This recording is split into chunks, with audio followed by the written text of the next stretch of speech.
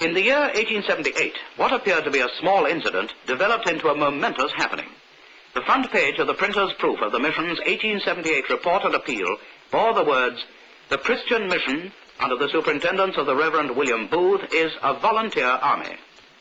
William Booth was studying the proof in his bedroom with Bramwell and Railton. Bramwell, on seeing the phrase volunteer army, said, "Here, I'm no volunteer, I'm a regular or nothing." At this, William Booth looked at his son, took up his pen and struck out the word volunteer. For it, he substituted salvation. This was the first appearance of the description Salvation Army. Out of that conference, and by the hand of William Booth, came the inspiration which gave the organization a striking name, wholly descriptive of its purpose and character, the appropriateness of which has never been questioned. With a change of name officially confirmed in 1878, a military form of government was adopted.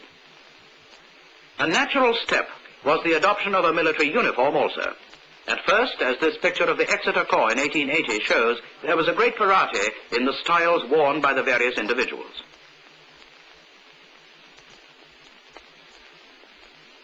In 1883, William Booth, now beginning to be universally referred to as the General, called attention to the greatly increased value of uniform with every fresh growth of the Army's publicity.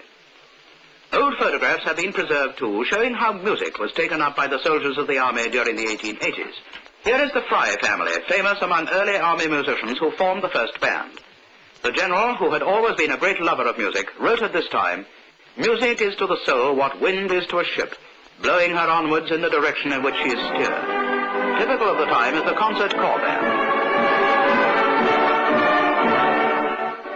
Vocal music, too, underwent a fundamental change at this time, the word hymn being dropped in favor of the term Salvation Army song. Members of this speaking, singing, and praying brigade include Emma and Evangeline Booth.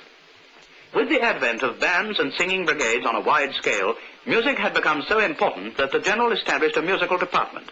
Richard Slater with the violin, Henry Hill and Fred Fry, the first staff, were charged with the job of making the best use of music in the Army. This drawing shows Whitechapel Band on parade.